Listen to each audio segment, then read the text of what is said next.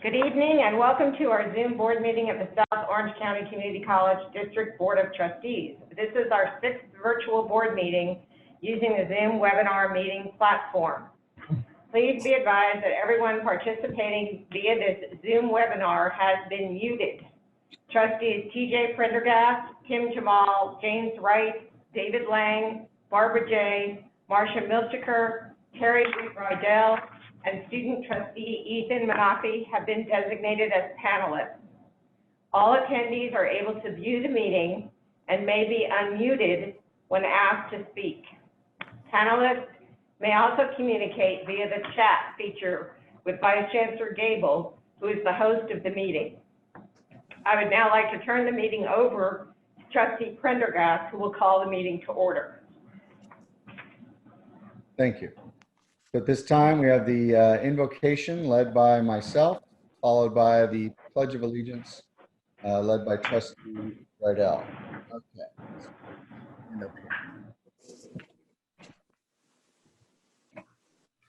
So at this time, I just would like to take a moment of silence for the victims of Hurricane Laura and the devastation that reaped upon the Gulf Coast. And I'm going to mute so that we can have that moment of silence without my dog.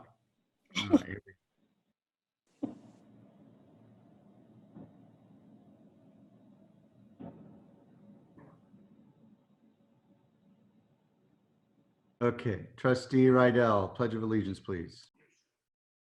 Yes, will you all stand and join with me to the Pledge of Allegiance to our great flag?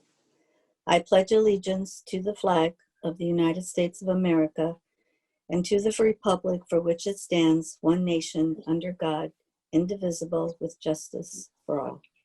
Invincible and justice for all. Yes. All right. Okay, so this is going to be challenging, it looks like. At this point, do we have any public speakers with comments? Yes, there is a public comment from Professor Candy Nelson of the nursing faculty at Saddleback College.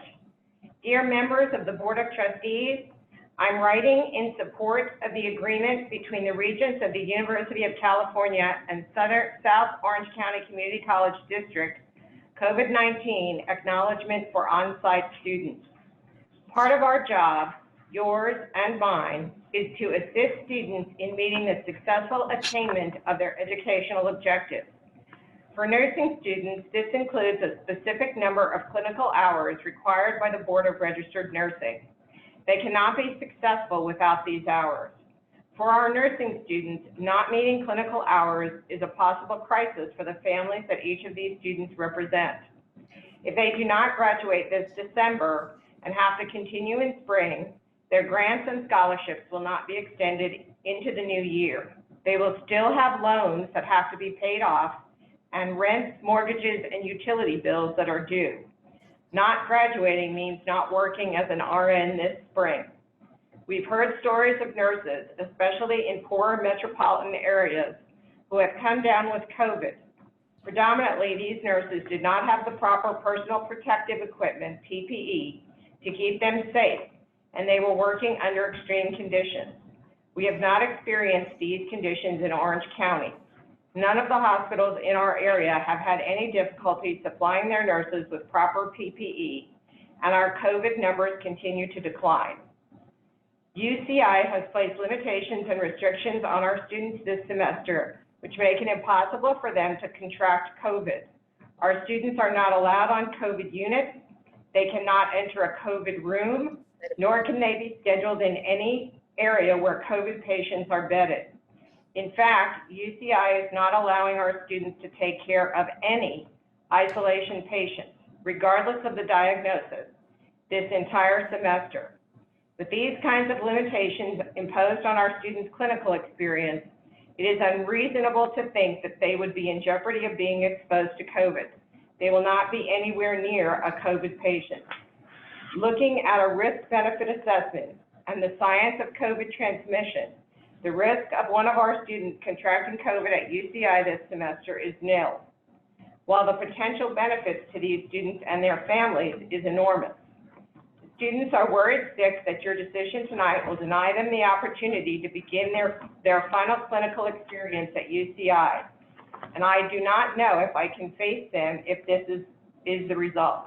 If your decision is not to allow them into clinical, I respectfully request that one of you step up to the plate and tell them why. Thank you for your time and consideration with this urgent matter. Okay. Any others? No, that's the only one. Okay. We'll move on to board reports then. We were going to do 6.9 now. We're going to move that up. Yes, please.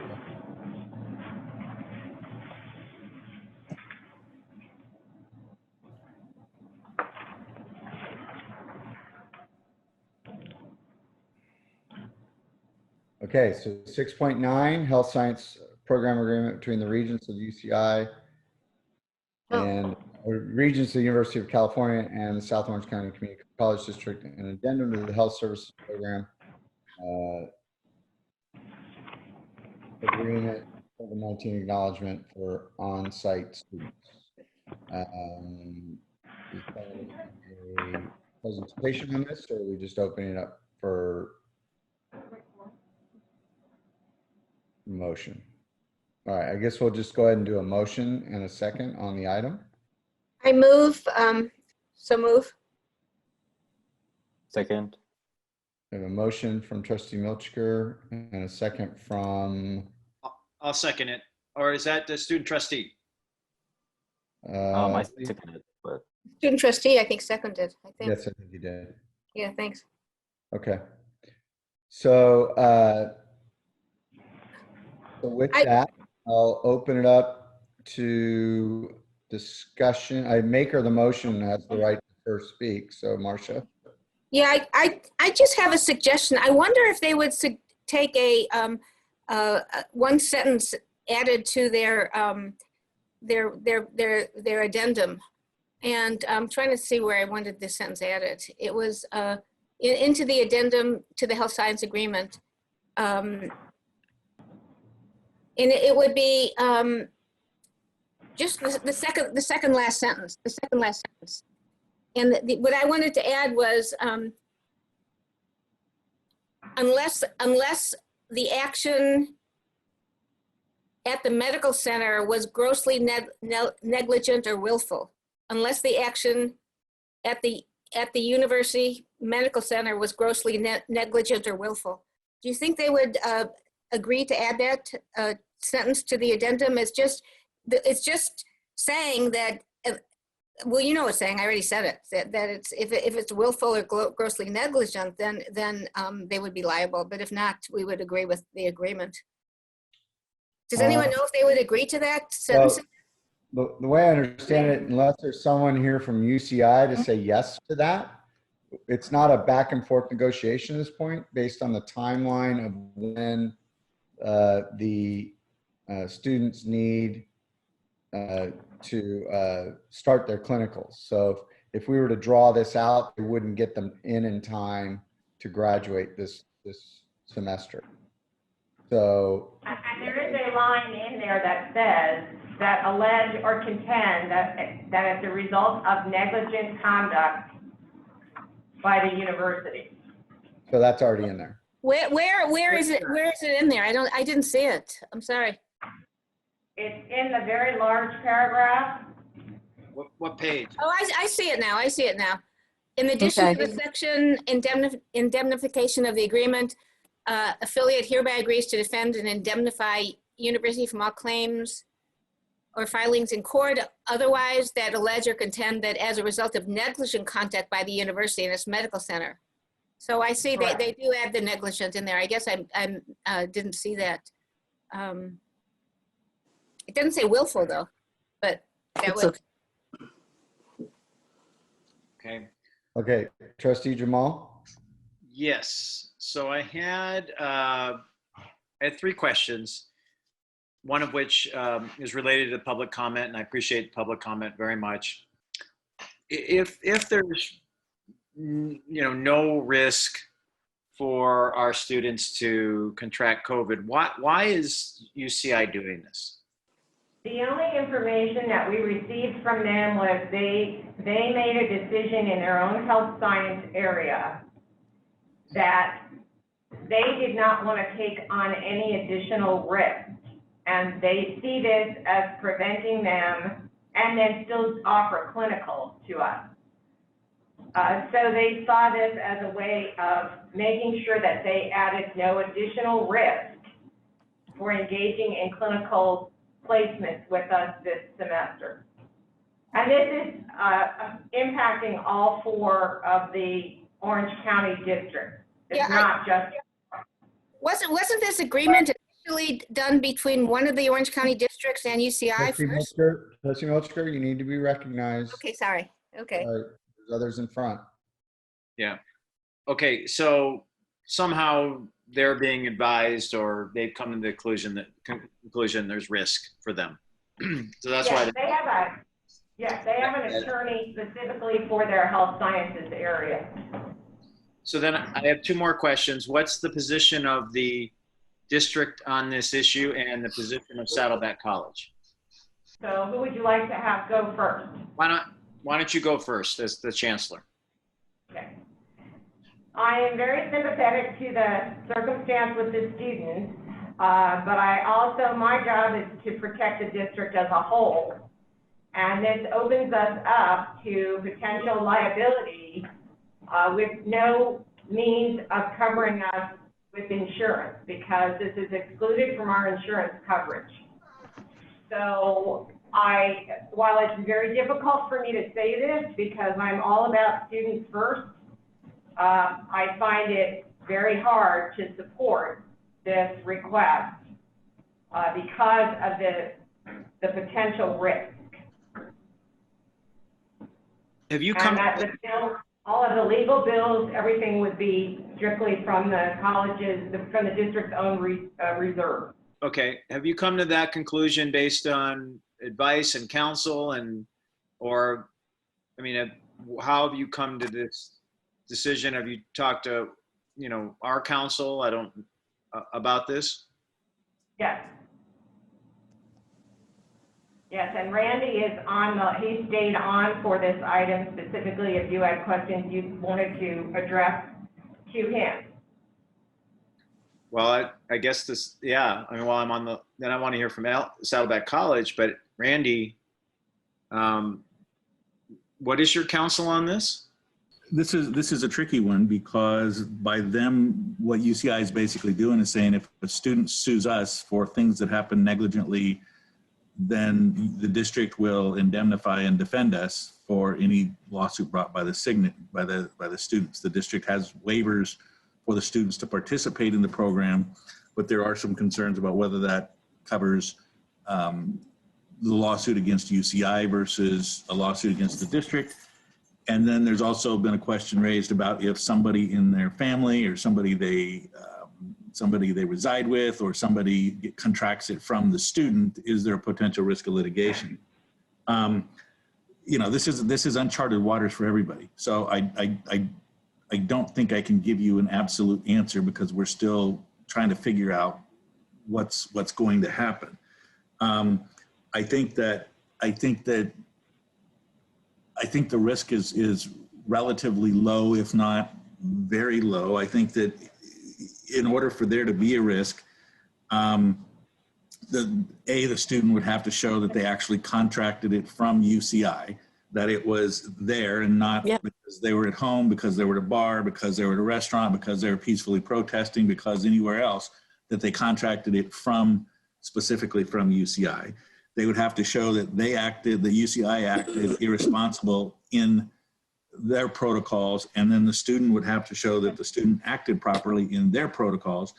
And then, as far as infecting somebody third party, I think there's arguably, there's attorneys out there who will make that argument, but I think there's got to be a level of foreseeability. And it seems to me that anybody, if you can hold somebody accountable who then spreads it going home, then anybody who catches it in a restaurant or at a gym or at any other business where there's gatherings and then takes it home and infects somebody at home, there's just going to be a massive amount of lawsuits on there. I think it's going to be pretty difficult to show, but that being said, it's still a risk. And it's, if it's the students, I think statistically the students have relatively minor symptoms, but if they infect somebody who's elderly or compromised, and you get a wrongful death action, it could be large amounts of dollars. I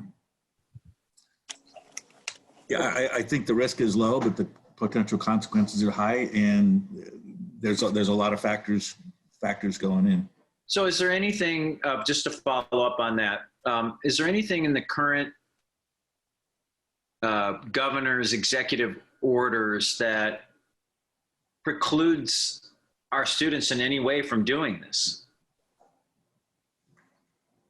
Anything that precludes the students from doing these? No. In fact, I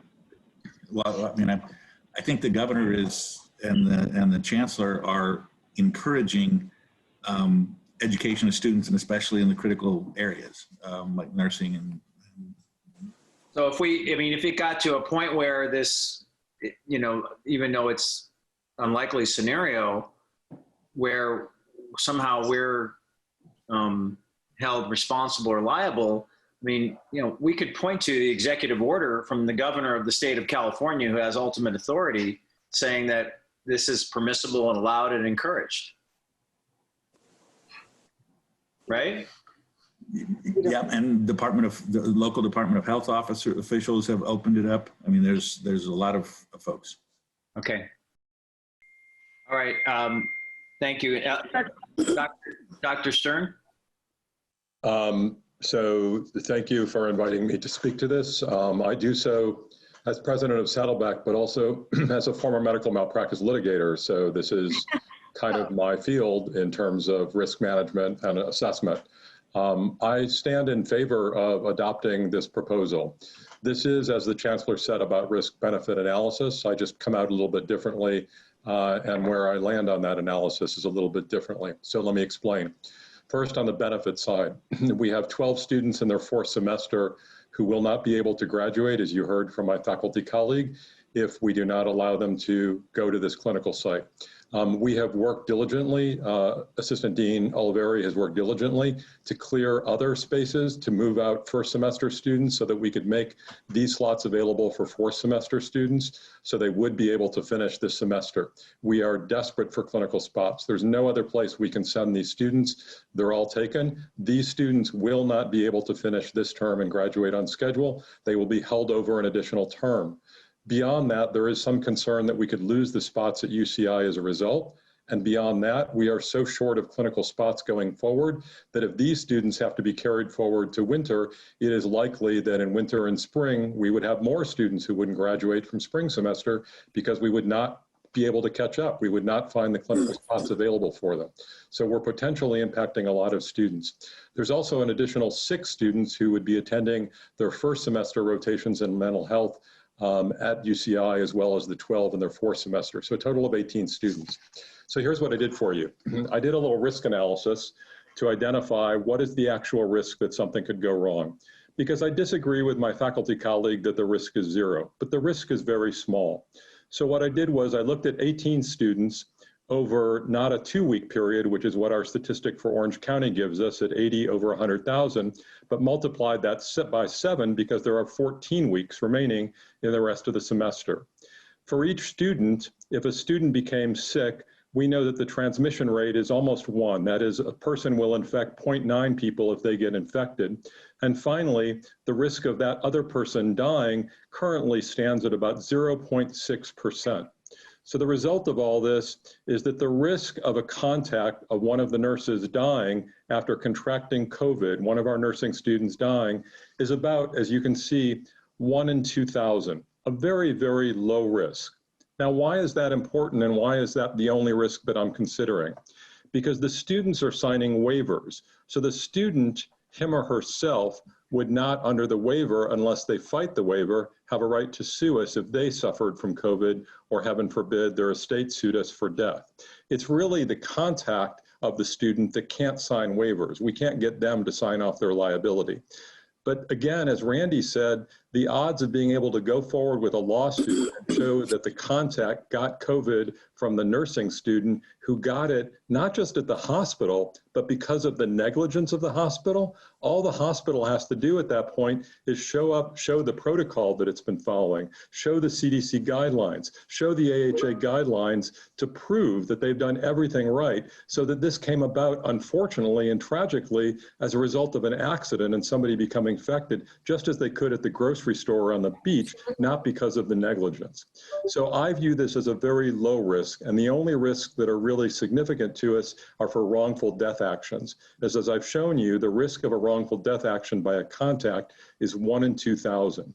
I believe that that's a risk worth taking for the district because of the impact that it would have on our student lives if we weren't able to go forward.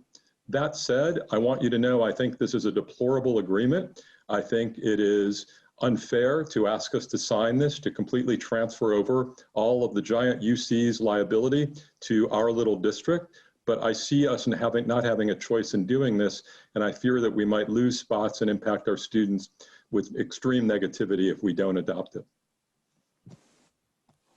Well, thank you for that. And I agree on how unfair the agreement is, and I'm really disappointed in the UC system. Trustee Jamal, are you finished? Yes, I am. Thank you. Next, we have Trustee Lang. Yes, thank you. I think you've managed to cover most of the points that I had in the discussion that you had with Trustee Jamal. The only item that I was not completely clear on is I think President Stern indicated that we do already have in place existing liability waivers from the students, the few students, I guess, that we would be talking about.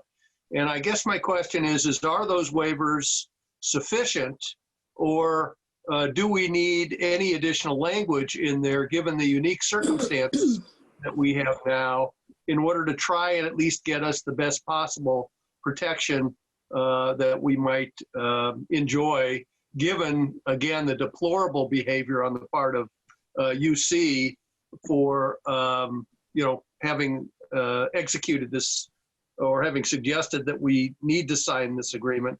And I guess the only other thing that I would bring up for maybe future consideration is whether we need to be looking at a full service nursing program in the future that doesn't rely on having to go to other outside bodies like the UCs in order to get our students the degrees that they need in order to be placed in the workforce.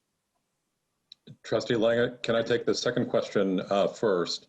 For us to be able to do that, we would have to offer a medical surgical facility, because the most significant rotations that nurses do in a nursing program and that is required is med-surg rotation. So an actual hospital setting, not a clinic.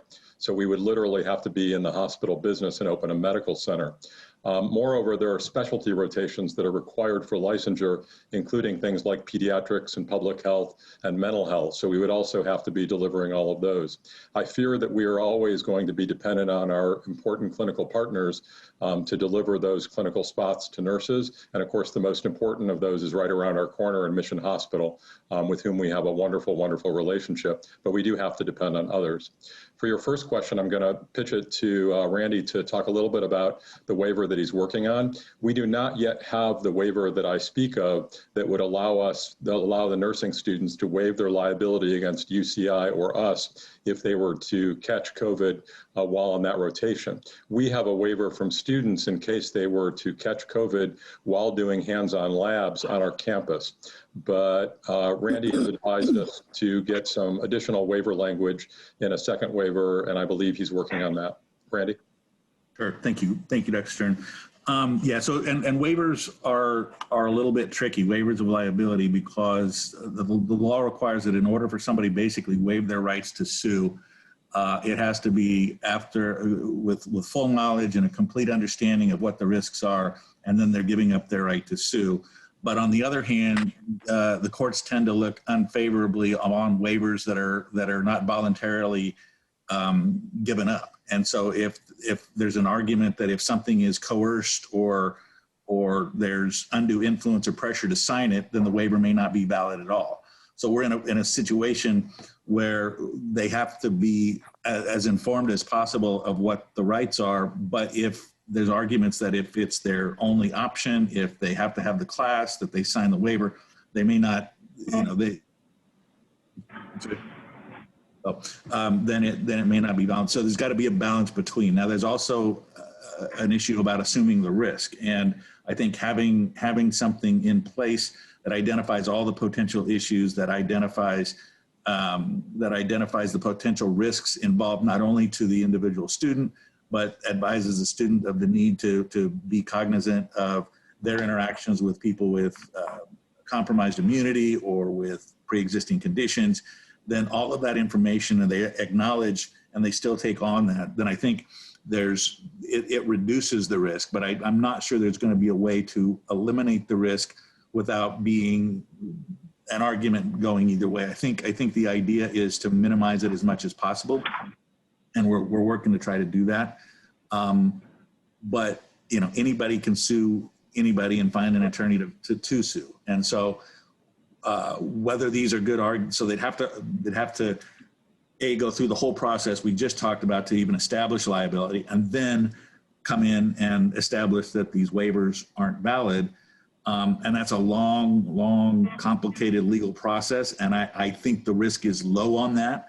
But after all the well-publicized cases that were surprising to us, I'm not, I don't think there's a absolute anymore in the legal profession, and especially if you put it in front of a jury.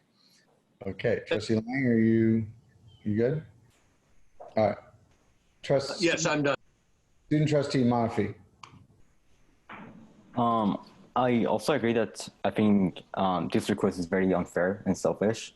But I personally take shift at a hospital. I in fact had a shift just before this meeting, and I think the risks are very, very low. There are no visitors allowed.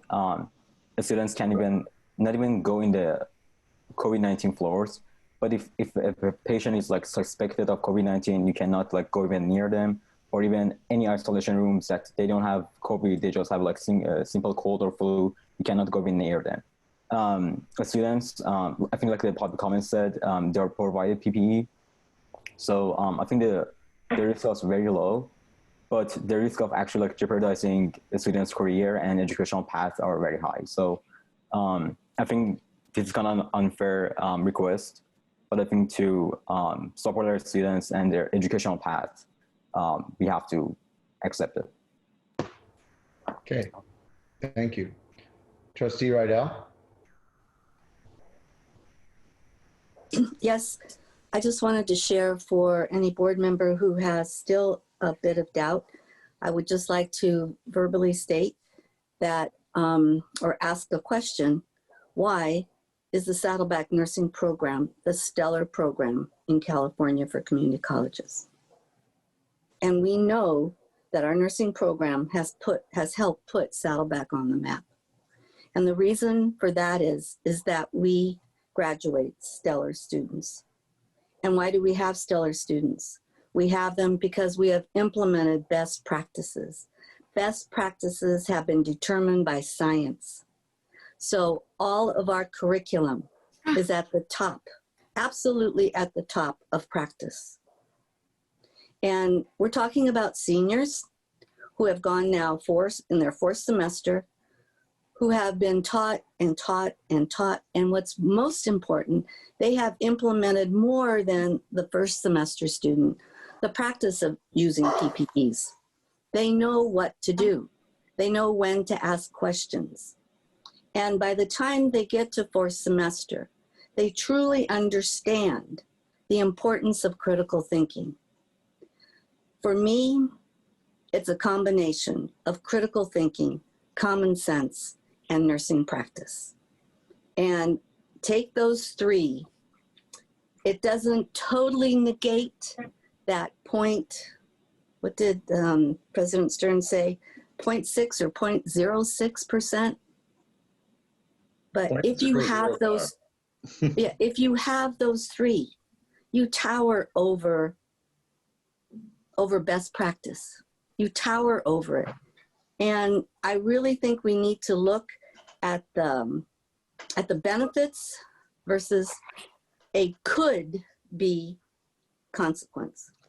Coulds, ought, shoulds, maybes, those end up in lawyer's office. Yes, I know. But think about it. Use what we practice in our nursing program.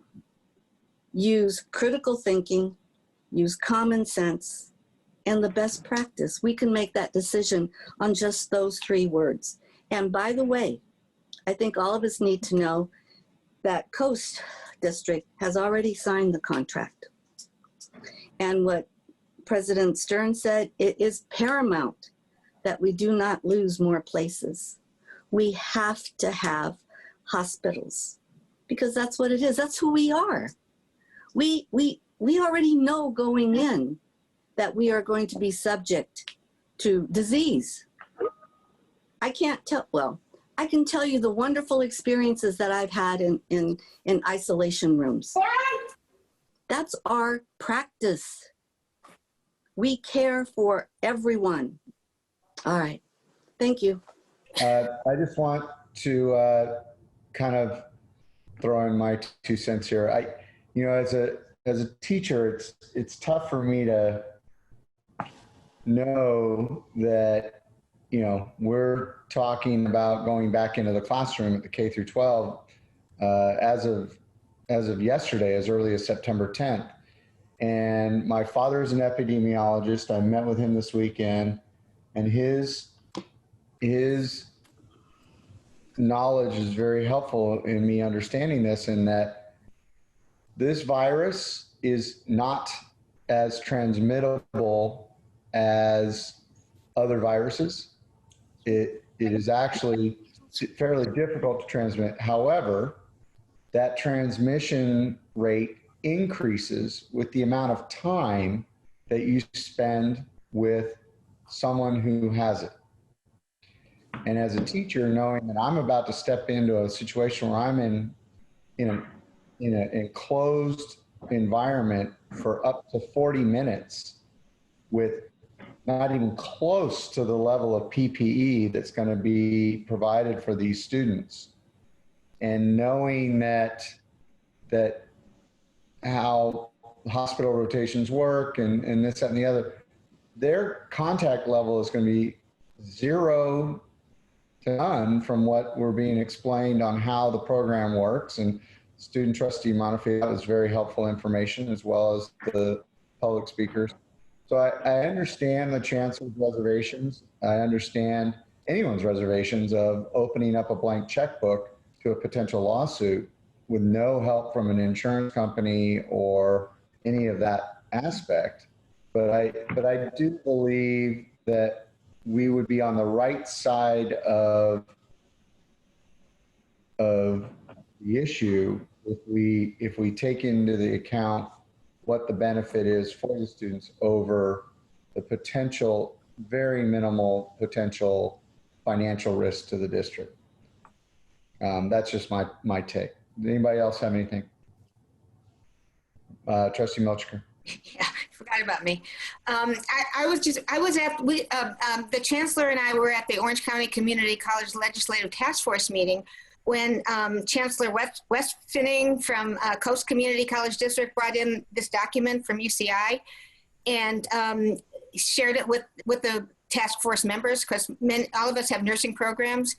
And he was going to actually contact Chancellor Howard Gilman, who I actually know also, but he was going to contact him and discuss it with him. And somebody was going to contact Katie Porter, who teaches law, I think, at the UCI Law School. And I just wondered if those things were actually done and what was the outcome of those. And I also want to know, I believe Coast already signed the agreement and they're having their nursing students go into this particular program. I want to know if the other two districts in Orange County have agreed to sign the document also. And I also feel similarly to TJ, to Trustee Prendergast, since he discussed it with a renowned epidemiologist, that it's really difficult to know where someone contacted COVID. They could contact it at the grocery store. They could contact it anywhere. So it's really difficult to prove to a jury that you caught it at a certain location. And I think possibly they're looking into making people not be liable for these things in certain situations, because otherwise we'll just have lawsuits ruining the country forever. And already the pandemic is already on its way doing that. But my feeling is that we really need to look what's best for our students. And I do realize this could put us at some liability, but as as President Stern said, it was like 1 in 2,000 chances that we would be sued, and this is 14 students. So I don't know in epidemiological discourse, but it seems a pretty low liability risk. So, and I missed the end of Trustee Whit-Rydell's comments because the doorbell rang. I apologize, but is the Chancellor be able to answer those questions? Yes, I'm here. So yes, we did contact Congresswoman Porter's office, and unfortunately, when they finally got back to us, it was after Coast had signed the document, so there was really no reason to pursue that further at this time. I mean, we might talk to her since we did get this limited to the fall semester. We are going to have to do something if they continue to want to pursue something like this in the spring.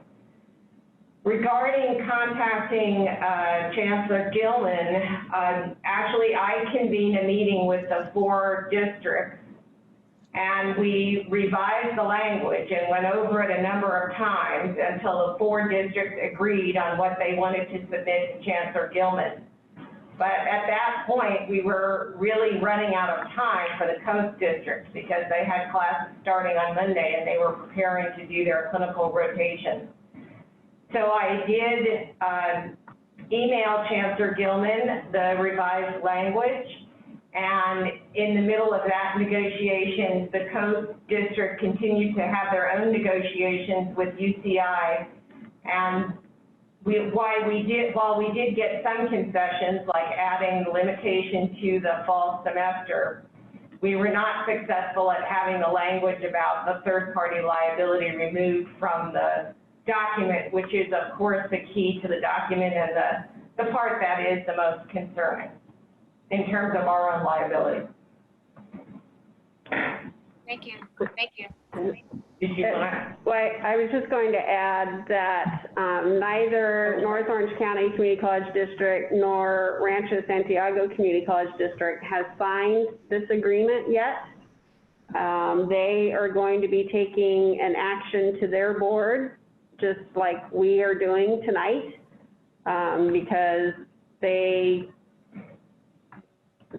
at least the CBOs at both of those colleges don't want to take on the liability on behalf of the district, and they want to have the full discussion with the board just like we are tonight. And I think I would add to that you know, the majority of our clinical placements are at Mission, and Mission has not asked for a similar kind of, for us to take on this kind of liability. I also spoke to somebody in the LA district who told me that UCLA had not asked them to sign an agreement like this. And Vice Chancellor Gable had some conversation with members of, was it SWAC? Mm-hmm. And up and down the state, nobody else was doing this. So from what we can understand, this seems to be unique to the University of California at Irvine. Okay, so, and I did want to add, President Stern, if you can defend yourself here, I don't want to disparage your numbers, but one of the issues that was explained to me is it's very easy to come up with data and statistics and very static numbers in a lab setting without all the controls and without the lack of controls in the sense of you're just basing those numbers, if I'm understanding it, on actual just direct contact. You're not taking into account the amount of PPE that these students would be wearing, are you? Dr. Stern is frozen, so he's not going to be able to answer that question for you. Can you hear me by any chance? Yeah. Okay, so my visual is frozen, but my audio is not. So I agree completely, President Prendergast. These are in vivo isolation theoretical numbers that I'm using.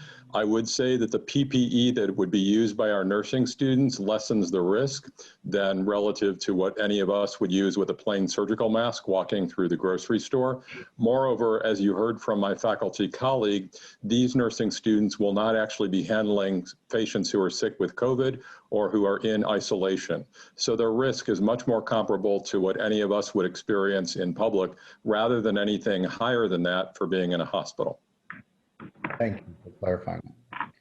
So seeing no further requests to speak, I think we're ready to vote on the item.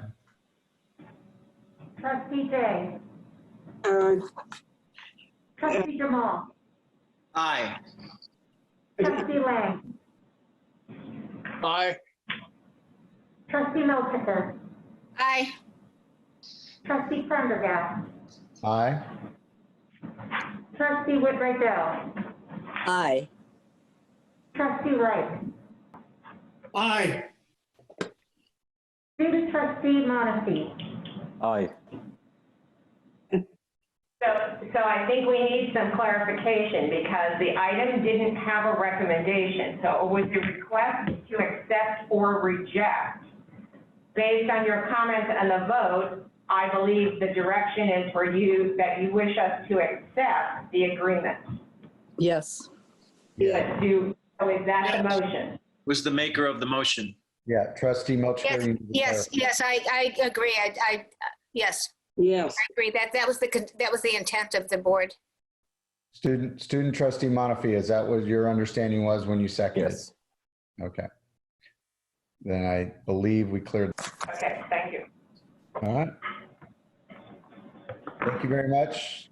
Thank you, Randy, for sticking around. And now I guess we move back up to 3.0 or 3.1 board reports.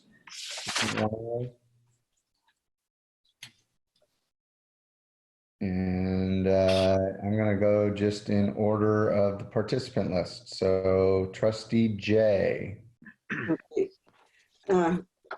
Monday, August 10th, 2020, I virtually attended the Flex Week opening session at IBC and gave a welcome back address expressing my gratitude to all who had a hand in ensuring that our successful transition to the online learning. Later that day, I virtually attended the board policy meeting. Tuesday, August 11th, I attended again virtually the opening session of Flex Week for Saddleback College and again gave a welcoming talk to thank everyone for their efforts over the summer to prepare for a virtual experience that upholds the academic excellence that our students have grown accustomed to. And I also enjoyed the virtual tour of the Saddleback's new state-of-the-art stadium. I want to wish best wishes to all as we embark on a new academic year under the most unusual circumstances. And thanks to all for your hard work in preparing for this experience. Done. All right, next I have Trustee Wright. August the 10th and August 11th, I joined the Board of Trustees to participate in the new professional development opening days for both Irvine Valley College, which was on Monday, August the 10th, and Saddleback College, which was on Tuesday, August the 11th. I enjoyed the greeting given by our fellow trustees. I will comment on the amazing faculty, staff, administrators that we have. The remarks given by Dr. John Hernandez, president of IBC, and Dr. Elliot Stern, president of Saddleback College, were most inspiring.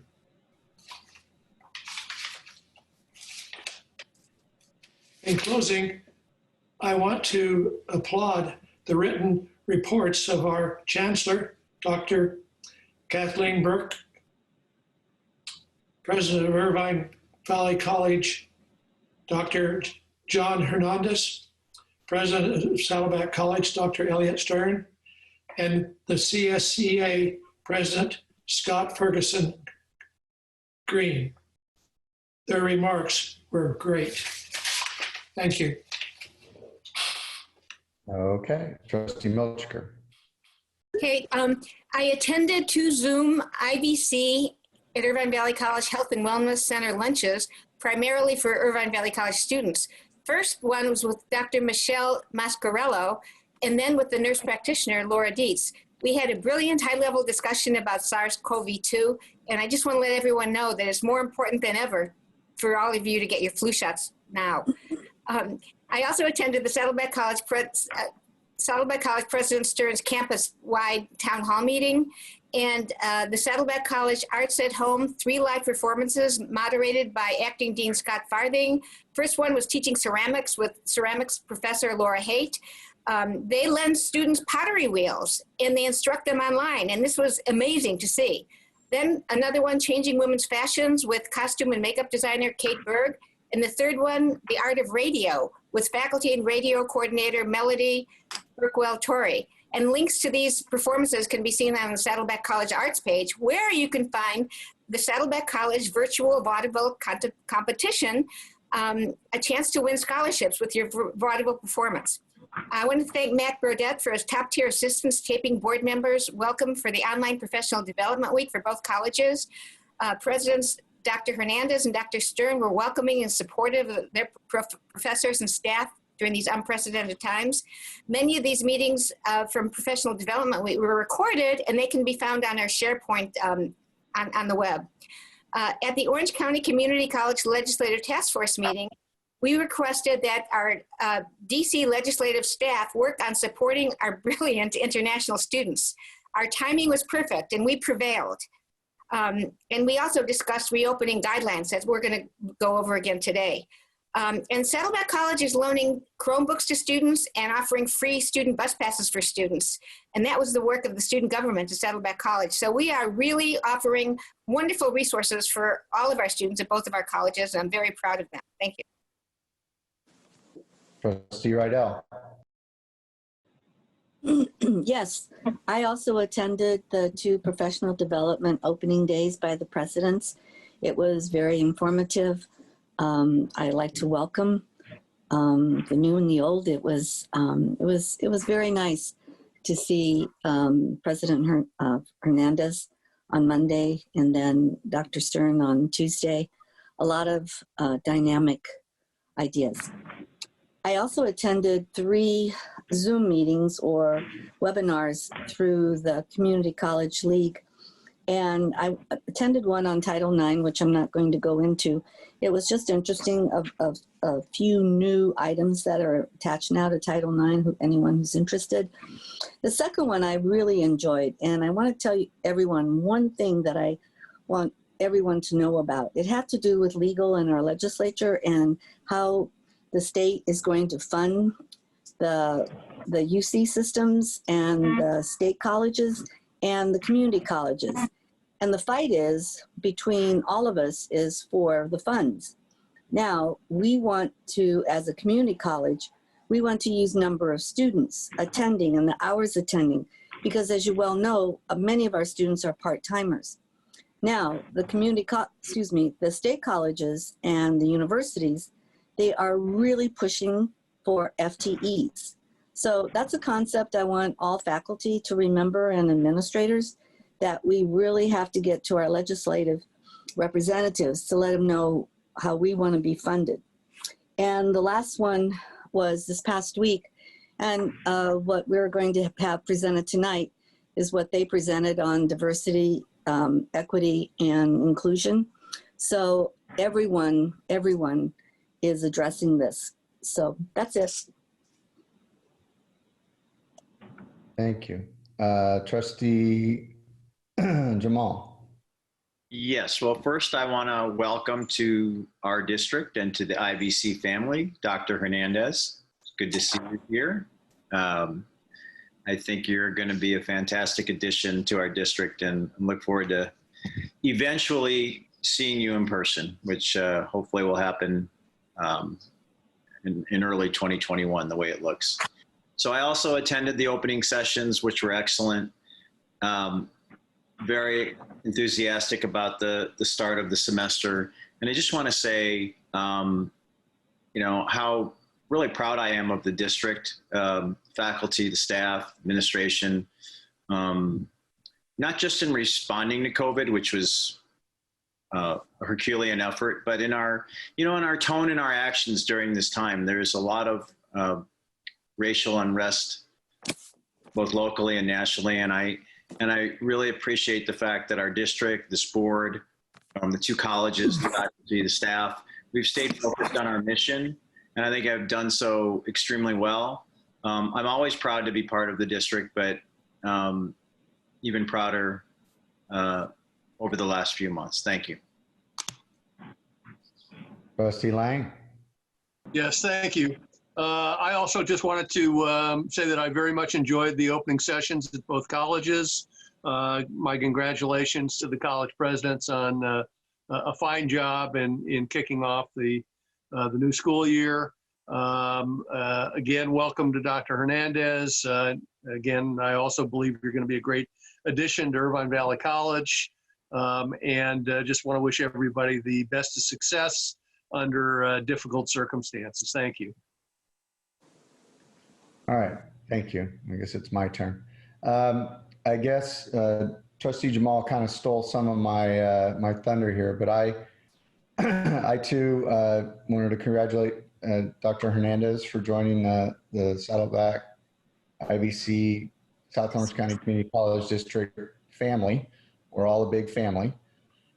And the idea that we're really excited about working with you and for you in as best capacity we can. But going back to Trustee Jamal's point, I teach government, so maybe in a sense I'm getting to do a little teaching here. But I did my ethics training over the weekend, and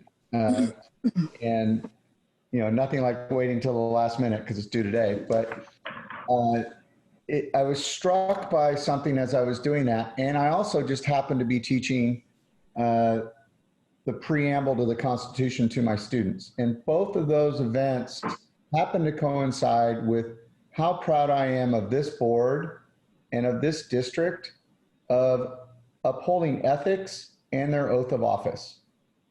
Your oath of office says you agree to defend the Constitution of the United States. And in the preamble, it says you will promote the general welfare and ensure domestic tranquility. And I believe that there are some elected bodies in our local area, in the state, and in national level that are forgetting their oath of office and their ethics. And it's upsetting. But again, as Trustee Jamal alluded, I'm very proud to be a part of a district that is ethical, makes good decisions based on promoting the general welfare and ensuring domestic tranquility. Thank you. Student Trustee Montefi. Hello everyone. So this month I attended a student trustee workshop of Community College League of California on August 6th and 7th. We talked about how to be an effective member of the board, advocate for students, and manage our new role alongside our academic goals. We also discussed the importance of teamwork, communication, and leadership. On August 9th, I attended a student trustee caucus of the Student Senate of California Community College, which Brianna, ASIVC president, serves as the representative of Region A. We revised our mission statement for new academic year and discussed how to advocate for minority students and assure them that our campuses are safe places for everyone. ASIVC had a pretty busy month, so they held Laser Day on August 12th to welcome new students. They had many different workshops to make the experience as close to as being on the campus. I served as a panelist alongside some ASG members to answer any questions the students had. On August 13th, they also had parliamentary procedure training for new ASG members. And on the 15th, they hosted the engagement fair to encourage students to get involved with IVC programs such as clubs, ASIVC, and many other resources IVC offers. In the engagement fair, I was very proud of our equity program at IVC and Aaron Pollard's efforts to make IVC more and more inclusive. Sadly, I don't have any reports on ESG of Saddleback. I attempted to contact Adam a few times, but didn't hear back from him. So hopefully for our next meeting, I would have more report on Saddleback. Thank you. Thank you. All right, so now we have ASG reports. We'll start with whoever gets unmuted first. I'm not seeing either one on as a participant. All right. Well, if that changes, I'm sure you'll let us know. So then Saddleback College Academic Senate. All right. Good evening, everybody. It's great to be back. Third week of instruction, 14 weeks to go. Not that I'm counting here. I want to say Zoom teaching is challenging, but the faculty are definitely rising to the occasion. We're paying special attention to our individual students, many of whom are struggling with the disconnect from peers, faculty, and the campus in general, and it is definitely concerning. Zoom teaching requires extra energy to bridge that gap. So my mantra now before I start class is mind the gap.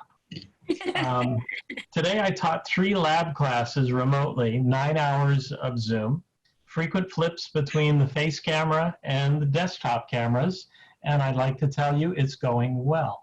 I'm also glad I'm not in contact with 30 plus students for 9 hours of the day. That sounds epidemiologically, if that's a word, risky, especially without much PPT.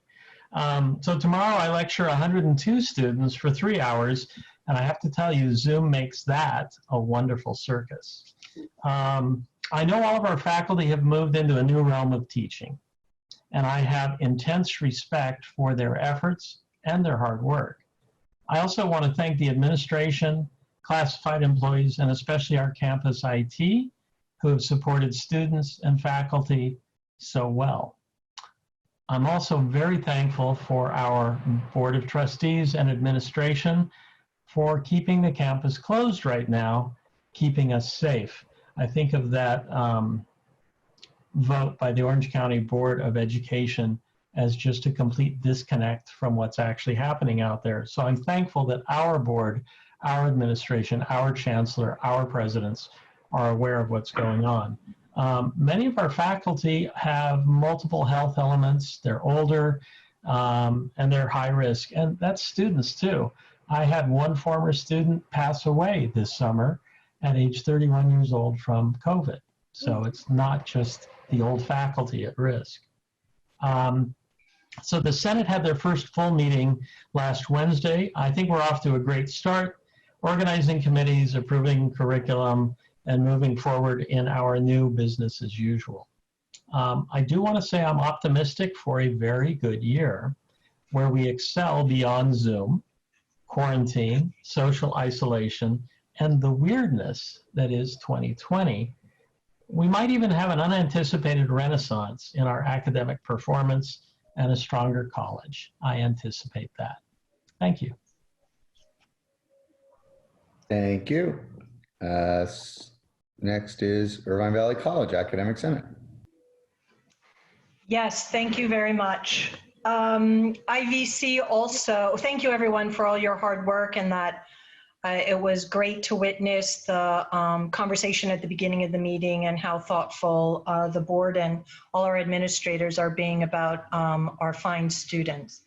IVC's Academic Senate met, and we I would like to sound as optimistic as my colleague, Professor Stevens, but we're struggling and we're dealing and grappling, and students are struggling as well. But I wanted to be, I'm not saying Blake wasn't authentic. I want to be authentic and say our faculty are struggling, and we are dealing with the issues with the administrators and working through them. And as we anticipate whether we might be remote or back in spring, trying to do even better each semester that we are going through this all together. And we certainly, and I certainly recognize we're all going through it together.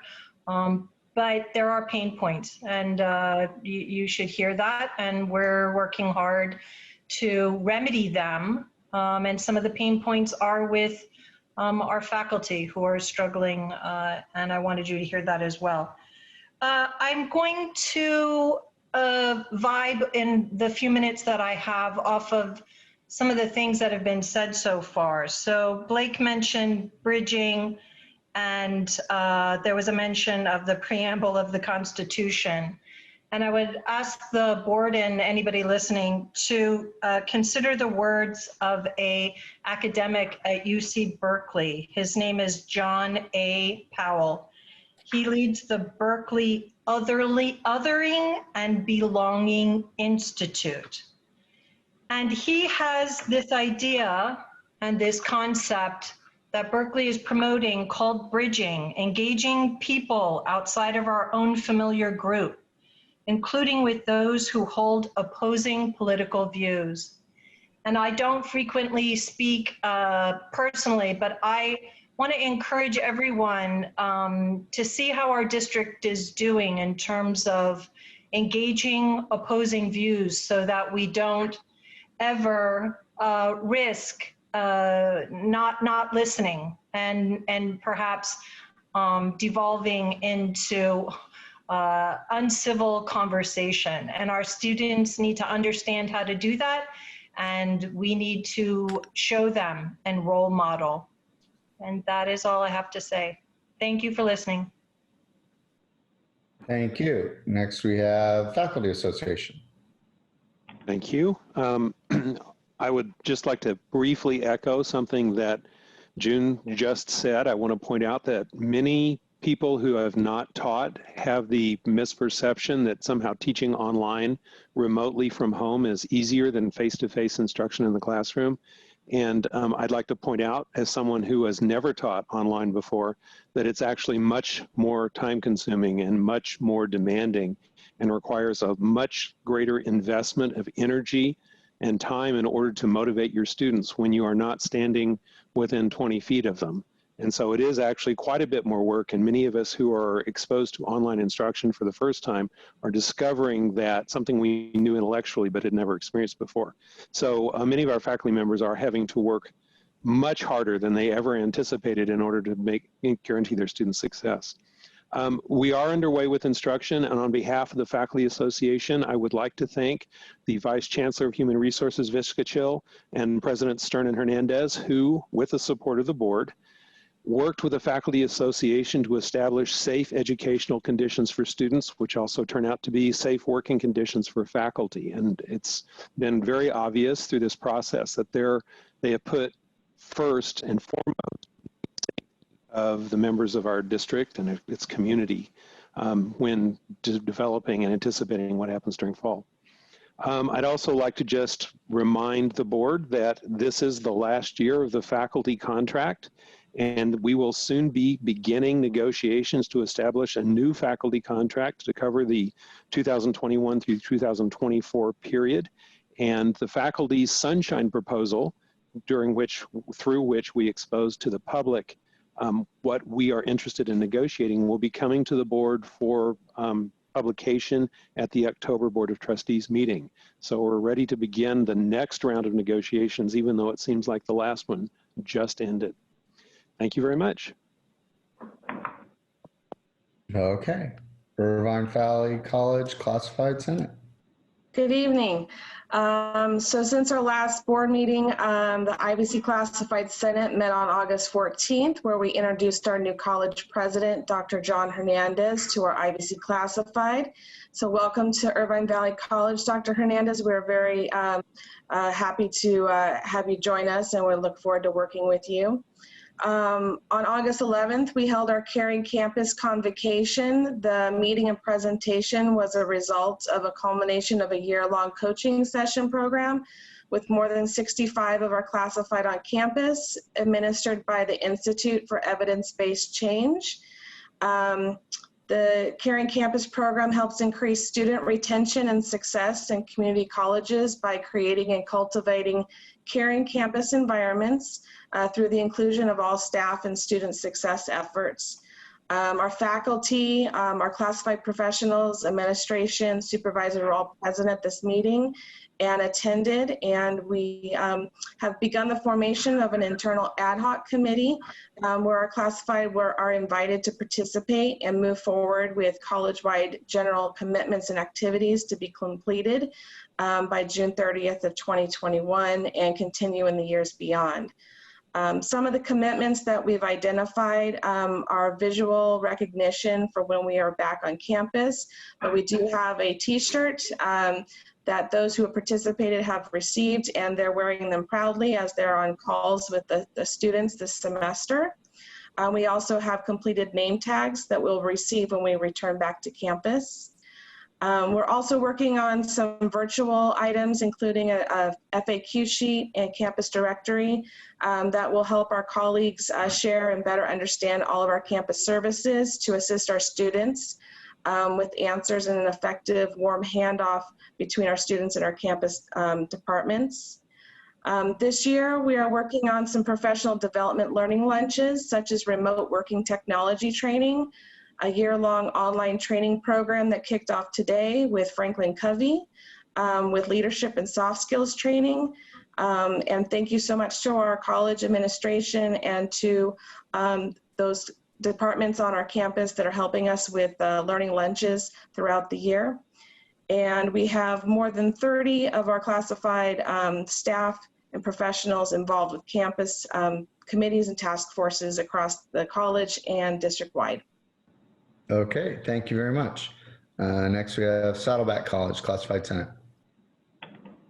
And I don't see anybody on the line. Okay, then we'll move to CSTA. Scott Ferguson. He submitted his written report, so it's part of the agenda. So he doesn't have anything to say other than his written. Thank you very much. And I don't believe we have anybody from the POA, and I don't believe we have any board requests for reports. So we'll move on to discussion items. Wanted to give you guys just a little bit of background information on board docs and a preview, offer you the opportunity to ask some questions. You will also receive a formal training from our team. So this is not that training, just the introduction and time for questions. So if you want to go to the next slide. Board Docs is part of a company called Diligent. Diligent is the largest board software provider worldwide. They focus primarily on large corporations. Board Docs works with hundreds of community colleges as well as school districts. 54 of the CCLC districts have already implemented Board Docs for their meetings. Next one. In discussions with your team at South Orange County, some of the current problems that we uncovered with the current platform is the searchability. There are issues going back and searching through that content. There's not a system to manage the policies through their life cycle. The committees were managed in a separate platform and SharePoint, so having disparate systems. And there's not the ability to send agenda items through an approval tree. The minutes process was a bit manual, so this led to it being inefficient for the administrators. Go to the next one. And how does Board Docs solve these problems? It is fully searchable. It will search through your minutes, policies, even within PDF attachments. With the policies, you'll be able to manage not only your active policies and have those available for the public, but on the back end, have a space for draft and retired so that it's easy to go in and see each iteration of policies over time. With committees, you can manage unlimited committees in Board Docs. So this enables you to easily have all of that content in one spot, as well as move items from committee meetings into the board meetings by just a simple right click and duplicating those. With the workflow, the departments can submit agenda items through a formal workflow process so that it is reviewed before it goes on the agenda. And it's not just one person in charge of entering that content. Very easy to use for the administrators. Go. So here, just a couple screenshots. Didn't want to mess with the live demo tonight, so you all will, again, get that formal training and live experience. But when your board materials are published in Board Docs, you will get an email notification automatically, which will always send with a link to the platform for you to log in. And here's just a preview of what that homepage looks like.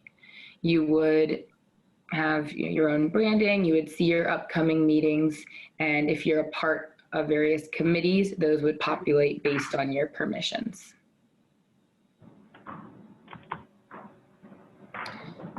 With the way the agenda is laid out, the agenda is on the left with the details on the right. That makes it really easy to navigate without losing track of where you are in the agenda. And text can be entered directly into the platform as well as any attachments. You will be able to add notes that's only visible to each individual user. So in preparation for the meeting, you'll easily be able to go back and see what questions you might have. And a couple other benefits here. There is an option in Board Docs for goal tracking. So you can have a strategic plan, maybe it's a building project. Some of the CCLC districts have their accreditation standards listed, and those can then be linked back to relevant agenda items, either to track progress or perhaps to easily go back and find that evidence when needed.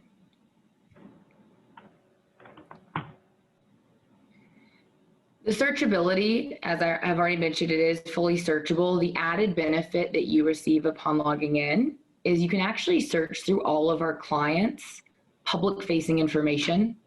So you could go in and search through those 54 other districts using Board Docs and see maybe it's just a hot topic, what vendors they're working with, what they're paying for those vendors, or recent policy update, and find that right within the system. As I mentioned, policies, easy to search through and manage as well. And we do import those policies for you to start. This is just a screenshot of the committees. You can have as many as you would like, and those can be public or private. So for those that don't fall under the Brown Act, you could have cabinet or administrative meetings in the platform too. And that is it. Any questions? I don't see any hands raised. Kristen, oh, sorry, I didn't raise my hand. What, I guess, this is, I guess, a big change for us. I've heard about Board Docs with nonprofit organizations. A lot of whom I've worked with. I haven't seen it in a public setting yet, but I think that's a real good feature that we can search the 54 districts In terms of where we are right now, I think you know our current product. What are the key advantages of using your product versus the one we're currently using for our, not for the administration, but for us as board members? Good question. So I would say just from a high level, Granicus was a product that was designed for state and local government, which I know you sort of do fall under that realm, but Board Docs was more targeted towards the education sector. So I think that's going to be a big piece. I would say as a board member, having access to that other information from the colleges, as you mentioned, the layout from what the feedback we've received, it's a bit easier to follow along and not lose track of where you are in the agenda because of the layout. The searchability is another piece board members tend to enjoy. Easy if you say, when was it that we discussed this particular contract? Very easy to go back and find that quickly. The other piece would be the workflow I mentioned. While that does benefit administration, board members often like seeing the accountability piece where you could actually have insight into that workflow and know, okay, our finance department has already reviewed this item. These 4 people already signed off on it before it came onto the board agenda. So that's another piece I would mention as well. Thank you. Trustee Milchker? I believe Grace did a lot of research to choose board docs, and I think we're going to be starting in November. Isn't that correct? Using them. It's interesting because now that I attend this weekly trustee webinar, and I even was a presenter a few times on it on Thursdays, I learned that most of the districts in the state use board docs. And as a matter of fact, there was a really interesting discussion at the last trustee weekly webinar where they talked about evaluating faculty. And I think the president of the college said, oh, just look at our faculty evaluation on our board docs. And I thought, oh, so number one, will we be able to look at this particular community college district's faculty evaluation document on their board docs? If we have board docs, that's number one. And when you train the board, will you be able to teach us how to work through all the problems you mentioned in your presentation? Because I think that would be really advantageous for the whole board. Absolutely. Good question. So if that information, that evaluation information is publicly visible on their board doc site, you would have access to that. And it would be searchable when you're logged into your board doc site. Okay. In terms of the training, we will provide full training, and happy to also mention to our trainer that's been assigned to the district sort of walk through the issues we identified with the current system, make sure those are focused on. And also want to mention that there will be plenty of time for questions during the training as you go when you run into something and are curious about how it works, as well as the ability to have free ongoing training. So if you ever want extra help, just one-on-one, or have a new board or staff member, that's always available. Great, good. Okay. I don't see any other hands in the participant list, so I think you are off the hook and able to go to bed. Thank you guys so much for having me, and looking forward to getting you all started and trained. So next we have 4.2. Good evening, trustees and Dr. Burke. There's a couple of items on this one. Vice Chancellor Gable, did you want to go this one first before the return to work guidelines? We can tell me where you would like to go first. You know, since you have it up, let's just go ahead and begin with the presentation related to the picture of progress, diversity, equity, and inclusion. Before we begin, I would like to thank NHR, Etty Graham, and from IVC, Aaron Pollard, and then also Letitia Clark for putting this presentation together, and we appreciate those efforts. So just a little bit background, you go to the next slide, please. Just as some background, when I arrived 3 years ago this November, there was no content on the district website related to equity and inclusion, even though our district had these values and principles. It wasn't reflected in our web content that represented our district. And so for the last 2 years, we have an ongoing effort to correct that. And all of the information on the district's website can be found under Human Resources. Next slide, please. So these are the things that we've done in the last couple of years. We've expanded the representation of the EEO, the Equal Employment Opportunity Advisory Committee. We have created implicit bias training, made it available to all employees, and then we require it for all individuals serving on selection committees. We have updated, and we try to update it every 2 years, our EEO diversity and inclusion training that also is required for individuals serving on selection committees. We have hired the district's first fellow for equity and inclusion. That's former part-time faculty member Erin Pollard, who currently is serving in a management role at Irvine Valley College, overseeing the equity programs. And I'll describe more of Erin's work in a moment.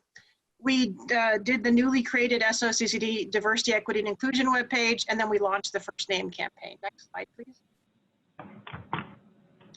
The expansion of the EEO committee, I'm not going to go through this in detail, but we have expanded it to include individuals for more diverse representation. This particular plan is good from 2019 to 2022. The committee does meet regularly and 3 times a year, I believe, and they're due to meet in September. Next slide, please. The implicit bias training is a new training. We've personalized it and made it specific to South Orange County Community College District. It doesn't take very long to take the training. So if you're interested, if a board member is interested, please let us know and we can put you through it. But it really does help us understand implicit biases that each of us are impacted by. And it helps us to try to be aware of those and how to ensure that we can attempt to overcome them to the best of our ability in decisions that we make in selection committee processes. Next slide, please. Also on the website, you will see a page related to LGBTQIA for gay, lesbian, transgender employees and students of the district. There are not only resources, but tools for faculty to use in supporting our LGBTQIA students.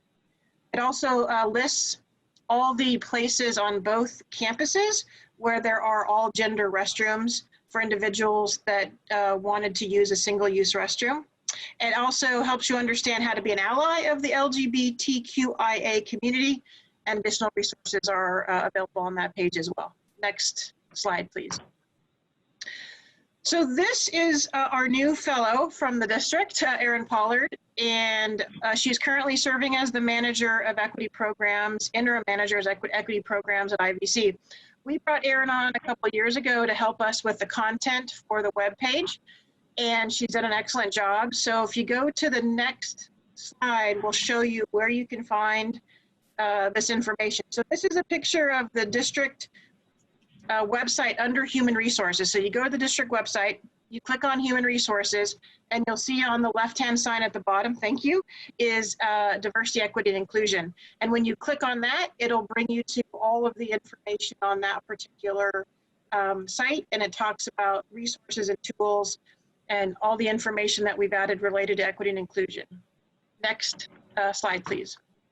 I'm going to turn over to Letitia Clark, who was instrumental in assisting us with launching the First Name campaign. So Letitia, are you? I'm on here. From here. Thank you. Okay. Thanks, Dr. Vizcachil. Good evening, trustees. Good to see you all.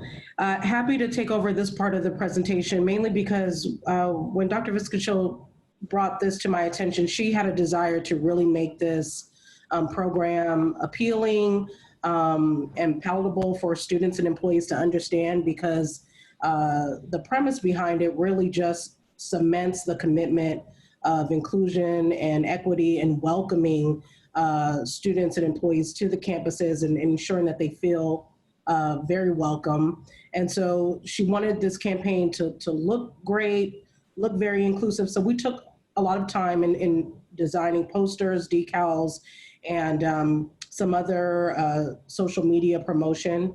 And you may have, you may recall seeing a lot of these documents before. We did make some changes midway through the development of the campaign. It was the preferred name campaign, and with the help of Aaron and Cindy, they informed us that this should be called more the My Choice campaign. Choosing the name rather than a preferred name is more inclusive, and that language was more inclusive to this campaign. So we changed the naming of the campaign and the program. But additionally, we thought that in addition to writing text on the website through social media, it would be really important to have visuals through video. And so we recorded, with the help of an outside vendor, a really great video. We used students on campus. Most of them are student leaders that Aaron helped identify. One student we found while just on campus. And we were really intentional about making sure that it was a diverse group as well. But we thought this could also get the message across of what we were trying to accomplish through this program. And so I wanted to introduce that video to you. So before we truly launch this to the rest of our district, and we've already started to put this information on the website, but with your viewing of it, we hope to make a full-scale launch, and we're really proud of the video. We think you'll enjoy it, so you can press play. We need to share the screen out because we're still seeing the PowerPoint.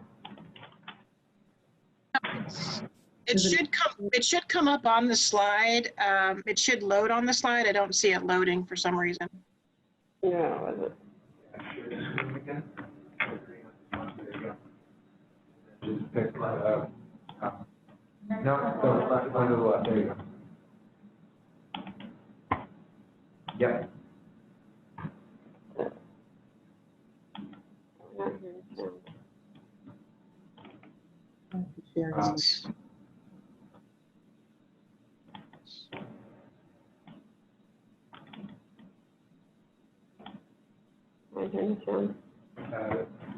We don't have speakers on computer here. Maybe they are here.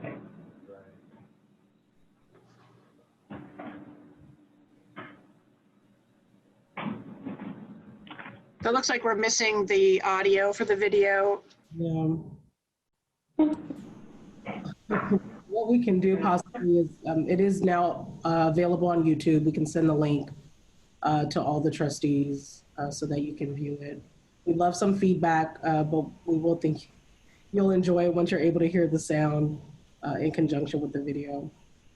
Yeah, and I'll just add to Letitia's comments. I have received personally more positive feedback on the My Choice campaign than any other initiative I've been responsible for over my career. Faculty and staff, once they've heard about it, and students in particular, have reached out and applauded us for these efforts. And so we're very proud of the video. I'm sorry that the audio isn't working, but we'll get the video sent to all the board members, if not tonight, tomorrow morning. So Vice Chancellor Gable, if you go to back to the presentation, there is one more slide with some next steps.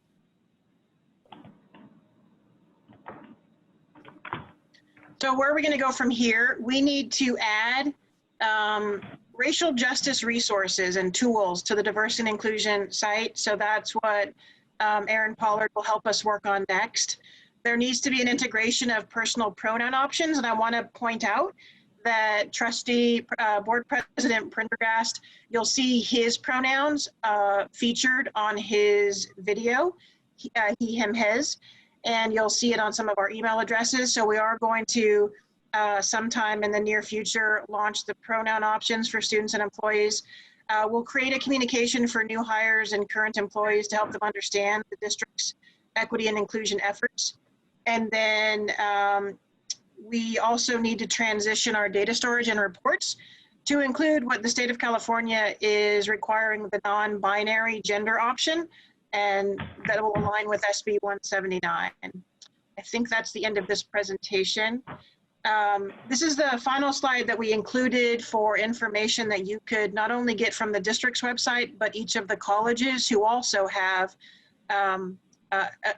a commitment to equity and inclusion through committees and programs that they have available to students. And so these are the websites that you can access from the different college sites.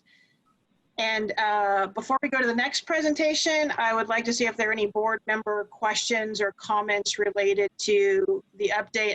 I will say I have never worked with a chancellor before that was so committed to equity and inclusion. And so at the direction with the support of Dr. Burke, I really appreciate her ability to lead these efforts and to give us the ability and the commitment that we have used to help focus our efforts as a district. So I want to thank Dr. Burke as well.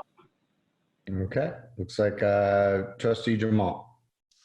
All right. Thank you, Cindy, Vice Chancellor Viscachill. I look forward to seeing the video with audio as soon as we can get to YouTube. I think this looks like it's really great work.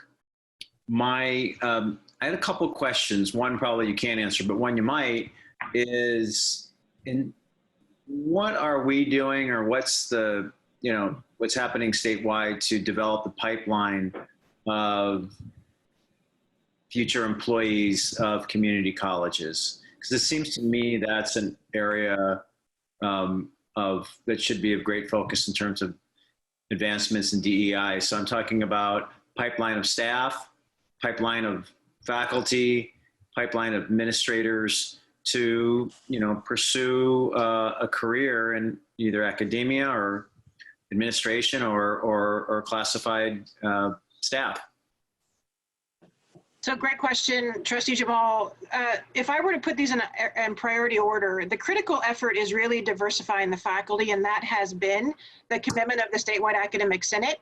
And I know that when I was acting president of IVC, June McLaughlin of the academic senate IVC also is focused on ways in which we can look at our hiring practices and be more thoughtful about recognizing any institutional barriers. The other piece, though, in looking to diversify our faculty is the next step, in my view, is a pilot program that will be an internship program where we can link master teachers with individuals just coming out of their master's program that have not had teaching experience. Those are the most diverse individuals, ethnically diverse individuals coming out right now with master's degrees. If we can link them with a master teacher at our colleges, and that master teacher can help them understand in a program format, everything from academic senate leadership to shared governance to the role and responsibility of being a full-time faculty member. When I left the Coast District, we had a very flourishing brand new program over there that was able to be a pipeline from a student of ours all the way to a master's program and then back to the college. So my hope would be in the future that we can create a program at South Orange County where we're looking at current students, taking our current students who want to be future faculty members, bringing them into a tutoring center to work with our students as tutors, and then follow them into their bachelor's degree and into their master's degree, and then bring them back into our program as potential interns. So it's got a ways to go. We were going to kick it off this past year when I was reassigned. The chancellor and I have spoken again about how we might be able to do it in a COVID-19 environment, which makes it a little more difficult. But I know that Faculty Senate President June McLaughlin has said she's interested in starting a program, and I know there's a division at Saddleback College that's interested in creating a program. So I think that's our next big initiative, is to really focus on diversifying our faculty ranks, in my opinion. Okay. Okay. Thank you. Student Trustee Menifee. I want to thank everyone who has made this campaign possible. I think this really adds to our student experience and also ensures the safety of our students, because if the professor is calling them by the name that they don't want, it can jeopardize their safety and mental health in their classes. Also, I'm so proud of our district by coming such a long way in such a short time. I remember the first year that I was at IVC, I couldn't get my preferred name on Canvas. A few months in, I could get it on Canvas, but I still couldn't get Ethan on the roster. So it was very embarrassing to correct the professor every time for the first few meetings to call me Ethan. By my second year, I had Ethan on Canvas, but I couldn't get it on my ID. And I think this is my third year, and I think the students can actually get their preferred name on their IDs. So I'm very glad about that, and I'm really proud of our district. Thank you. Thank you. Seeing no other requests to speak, I think we are good to go. So there's one other presentation that you all probably have reviewed in your board packet. That is the return to work guidelines. So while it's loading, this is a huge effort to put together these guidelines. I also want to commend the leadership of this district. I work directly with the vice chancellors in the region, and our district, in our discussions and our implementation and decision making, we have been way ahead of the other districts in the region on these issues related to return to work. We knew we were bringing students back to Saddleback, and I want to thank Lewis Long and the Faculty Association for assisting us with a safe return of faculty and students in the agreement that you'll see later tonight. But the other document that we have put together is a document that has gone out to every employee of the district. In addition to that, the employee has to read these guidelines, then they have to sign an acknowledgement. And if you're classified and if you're management, you're required to take 2 video trainings, one 10 minutes and one 9 minutes. So let me start with this document. Next page, please. I'll try to go through it pretty quickly. Table of contents, keep going, Vice Chancellor Gable. So this is just a commitment of keeping employees safe. Next slide. These are a list of the symptoms of COVID-19. We also have a visual picture that might be next. And again, I want to thank Letitia Clark's area. They did an amazing job in turning a lot of this individual content. Next slide, please. This is a daily wellness check reported before reporting to work. Any individual that's required to be on campus or wants to be on campus has to do a daily wellness check, which includes taking their own temperature. This is the instructions on what to do if they have answer yes to any of those questions about if they have any of these symptoms. Next slide, please. It talks about social physical distancing, what that means, and how it helps stop the spread. Next slide. Again, a visual social distancing and wearing a face covering. This is the importance of a face covering, what the only exceptions are. If any individual, by the way, any employee needs an accommodation related to requirements associated with COVID-19, they would be contacting Cindy Barron in Human Resources and going through an interactive accommodations process. Next slide, please. Cover your cough and sneezes. Next slide. How to wear and take off a face covering. Yes, you do have to cover your nose and your mouth, and it is required of anyone that's going to be on a district site property. Next slide. Sanitizing and hand washing, the importance of that. I think there actually is a hand washing slide as well. So here's the importance of hand washing and the hand washing basics. You do need to scrub your hands for at least 20 seconds, which also could be the length of time it takes to sing the happy birthday song. Next slide, please. Twice. Happy birthday song twice. Okay, twice, sorry, thank you. Shared, what to do in shared break rooms and kitchens, restrooms, conference rooms, use of elevators. All of these places on each of the campuses will be restricted and labeled as to occupancy and path of travel. Next slide, please. Here's the management responsibilities, what we're committed to doing here at SOCCCD. Next slide. What the employee responsibilities are, this goes with the acknowledgement that they're required to sign about what they will do if they're required to be on campus or if they want access to the campus. Next slide, please. A second page for the employee responsibilities. And then these are the safety practice trainings. So the first one is a coronavirus awareness. It's a 10-minute training required of all classified and managers. And the second one is a coronavirus, cleaning and disinfecting your workplace. Also, it helps for your home environment as well. And then we've added a third one that's just recommended for everyone. That's about managing stress and anxiety during this circumstance. And then there's another one that's also recommended directly for your household. Next slide, please.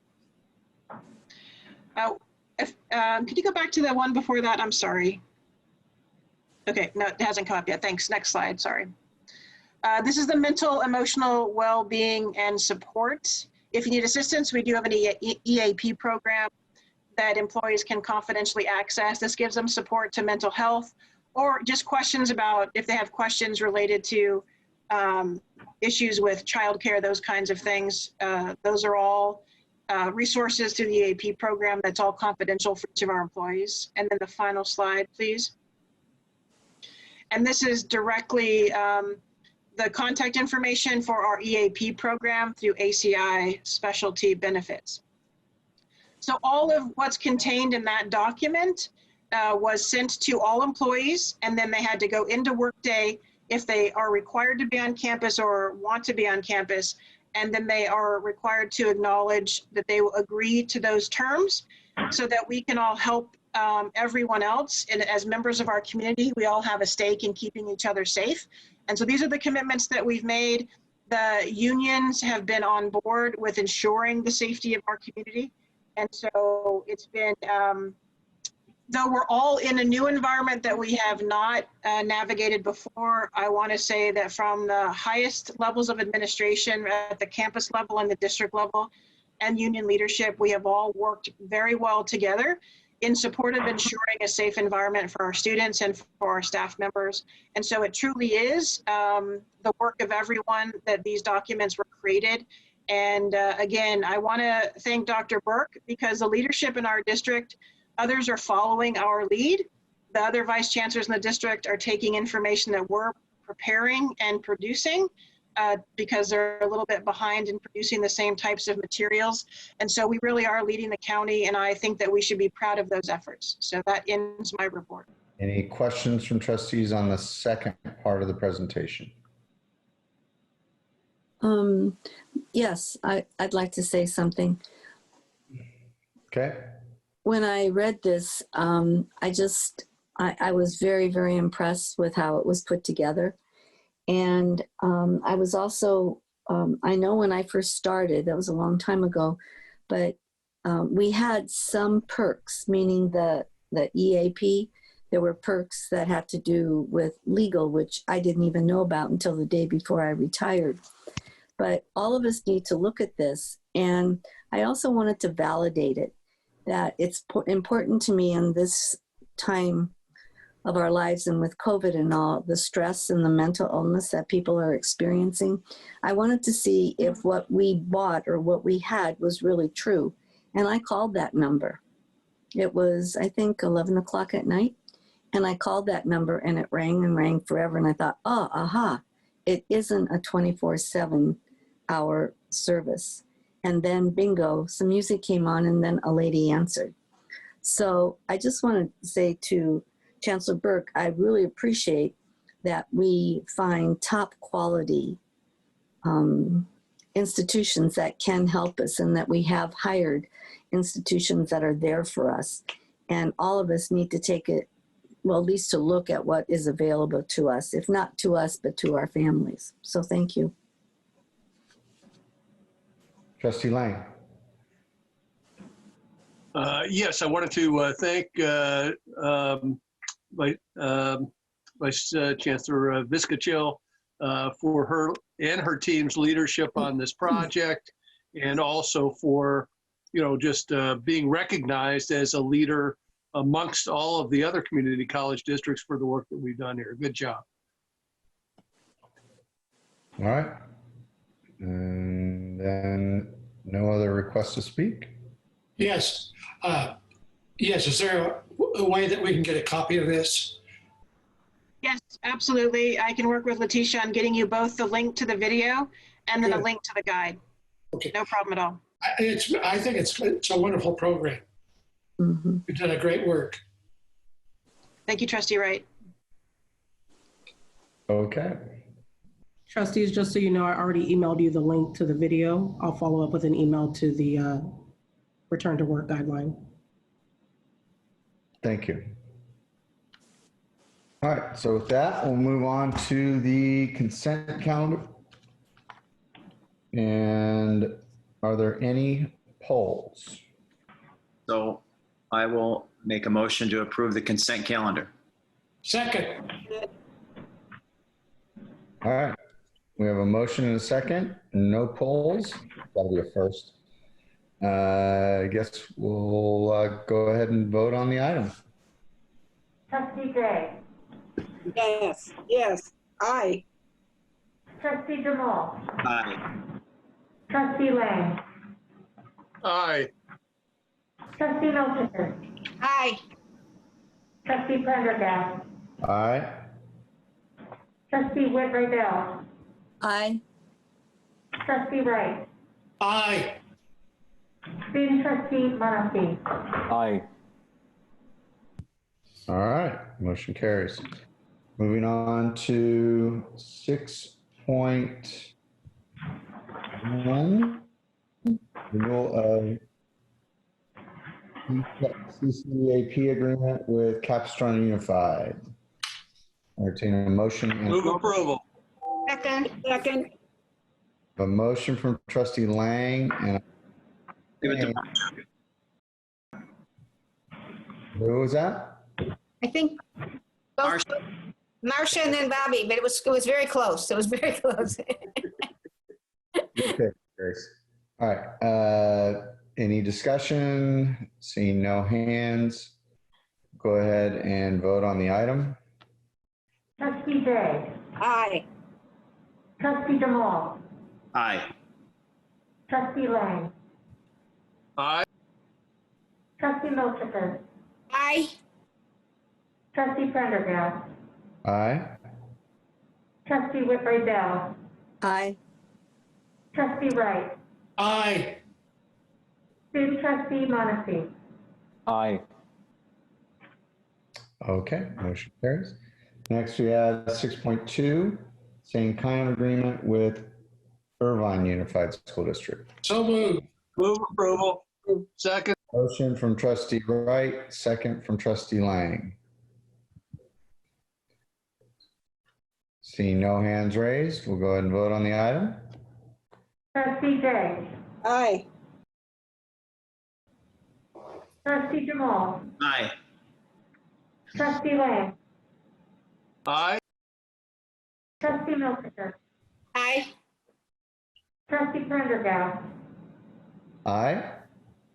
Trustee Whit-Rydell. Aye. Trustee Wright. Aye. Student Trustee Menefee. Aye. Okay, 6.3. Move approval. Second. Second. I think, hold on. I think the board president has to recuse himself on this one. Yeah, I think, Anne Marie, can you put me in a waiting room? I can, yes. Trustee Jamal will have to conduct the item. Coup is underway. I like it. All right. All right, we're on item 6.3. That is IVC Tustin Unified School District, CCAP program, approved dual enrollment. Move approval. Motion from Trustee Lang, second from Trustee Milchiker. I just had a question. Is there any difference in describing the program as dual enrollment versus early college? I'm just curious. I've heard it said both ways. I don't know if Dr. Hernandez or Dr. Stern, is there a vernacular that's to be used? I will unmute Dr. Hernandez.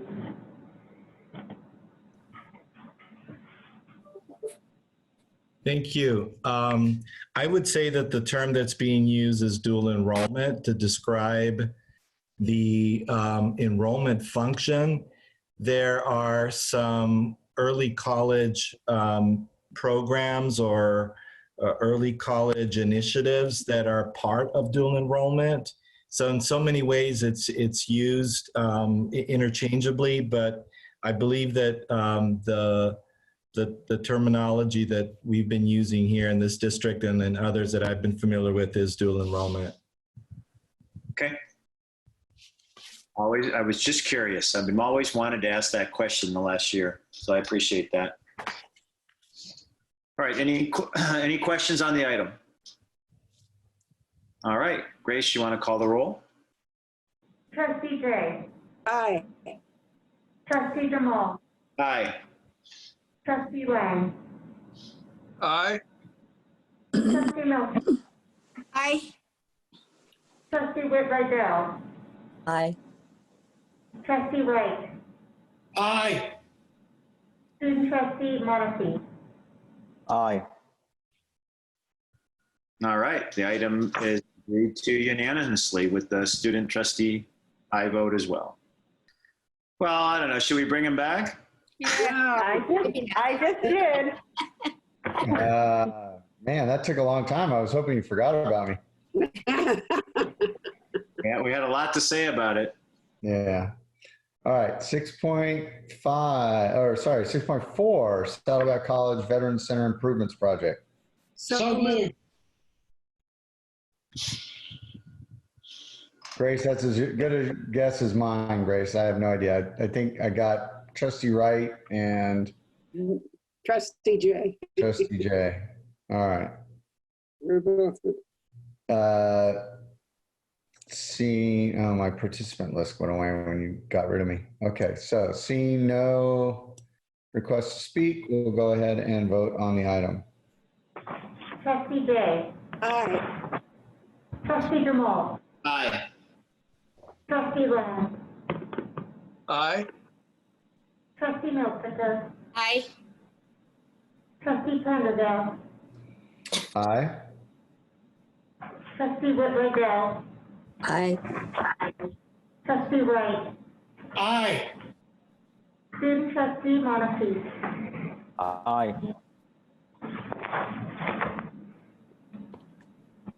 All right, 6.5, parking fees.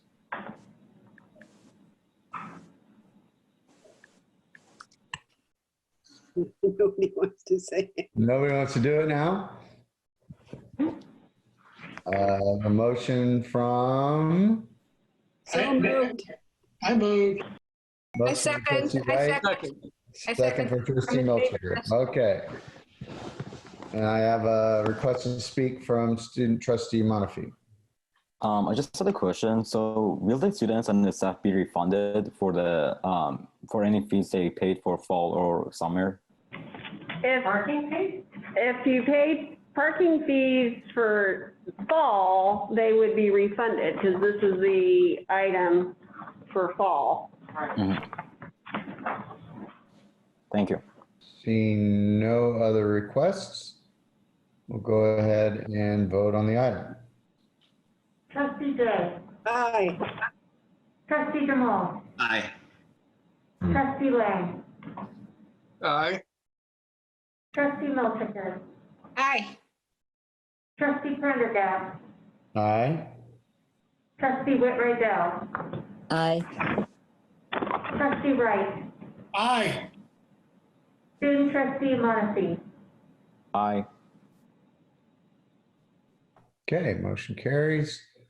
Going on to 6.6, COVID-19 response block grant allocation. So Move moved. approval.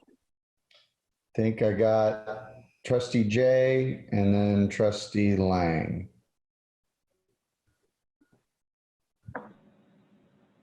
Seeing no requests to speak on the item, go ahead and vote. Trustee Gray. Aye. Trustee Jamal. Aye. Trustee Lang. Aye. Trustee Milchiker. Aye. Trustee Prendergast. Aye. Trustee Whitwright-Dell. Aye. Trustee Wright. Aye. Student trustee Monacy. Aye. All right. 6.7, acceptance of state supply donation of PPE. Move approval. Second. All right, got a motion from trustee Lang, second from trustee Wright. So I know that on our board conference call, Chancellor Burke gave us a little insight on this. Do you guys develop any plan on how to hand out almost 2 million masks? So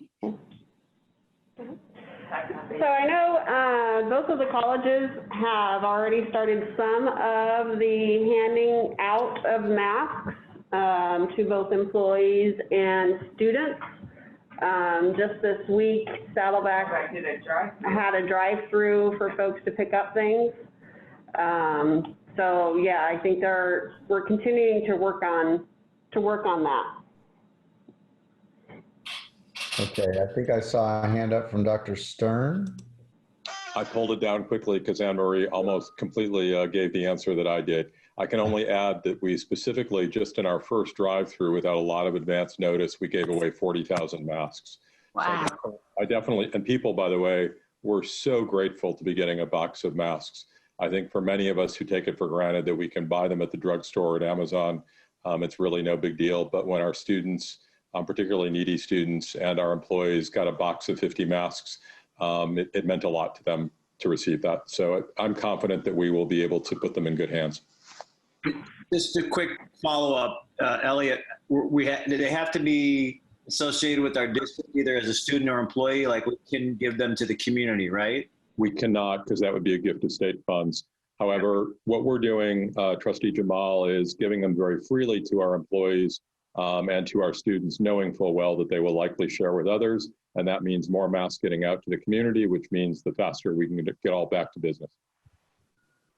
And Trustee Jamal, if we do not give away all of the items that we received, we are required to send it back to the state. Oh, okay. We're not going to do that. Well, but we have there's some timeline here. I forgot that timeline, but is it end of year? No. No, there's really not a timeline on this. I think, throughout the pandemic and whenever that is going to end, so probably another year from now. Oh, maybe in January. Let's hope January. Hope so. Okay. Let's go ahead and vote on the item. Trustee Jay. Aye. Trustee Jamal. Aye. Trustee Lang. Aye. Trustee Milchiker. Aye. Trustee Prendergast. Aye. Trustee Whit-Rydell. Aye. Trustee Wright. Aye. Student trustee Monacy. Aye.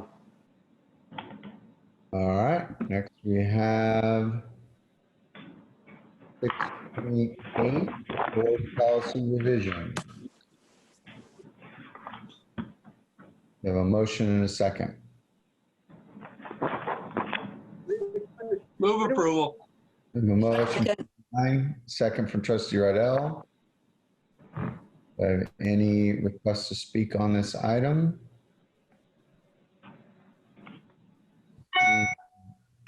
Seeing none, we'll go ahead and vote on it. Trustee Jay. Aye. Trustee Jamal. Aye. Trustee Lang. Aye. Trustee Milchiker. Aye. Trustee Prendergast. Aye. Trustee Whit-Rydell. Aye. Trustee Wright. Aye. Student trustee Monacy. Aye. Okay. 6.9 we already did, so 6.10, Academic Employee Classified Administrative Personnel Act. So move. Second. I have a motion from trustee Wright and a second from, I believe, was trustee Milchker. Yes. And no changes. No changes. And is this where I read my name? No, not that one. Yes, yes. Yes. Yes, yes, sorry. Yeah, okay, there it is. All right, so we have a new administrative appointment, administrative contract pursuant to board policy, position vice president for student services, Irvine Valley College. Employee name, Martha McDonald. Contract dates, August 24th, 2020 through June 30th, 2022. Range and step 25 and 8. Annual salary 25 or 2,000, try that again. 253,320. Monthly allowances, transportation 475, cell phone 165. All right. So we have a motion second. Don't see any requests to speak. Go ahead and vote on the item. Trustee Day. Aye. Trustee Jamal. Aye. Trustee Lang. Aye. Trustee Milchiker. Aye. Trustee Prendergast. Aye. Trustee Whitwright-Dell. Aye. Trustee Wright. Aye. Student Trustee Monacy. Aye. All right. Next, we have 6.11 classified personnel action. Move approval. Oh, sorry. Move approval. I think it was both trustee Jay and I at the same time, so. So Also no changes. no changes. Okay. Seeing no requests to speak, go ahead and vote on the item. Trustee Day. Aye. Trustee Jamal. Aye. Trustee Lang. Aye. Trustee Milchiker. Aye. Trustee Prendergast. Aye. Trustee Whitwright-Dell. Aye. Trustee Wright. Aye. Trustee Monacy. Aye. Okay. Next, we have 6.12 non-bargaining unit personnel actions. So moved. No changes. All right, I think I got right, and I have no idea who else that was. Me, Jay. No, Trustee Jay, okay. I miss our old system. Anyway, seeing no requests to speak, we'll go ahead and vote on the item. Trustee Day. Aye. Trustee Jamal. Aye. Trustee Lang. Aye. Trustee Milchiker. Aye. Trustee Prendergast. Aye. Trustee Whitwright-Dell. Aye. Trustee Wright. Aye. Student Trustee Monacy. Aye. All right, motion carries. We'll go ahead and go to 6.13 Faculty Association MOU. So moved. And I got a motion. Oh, second, sorry.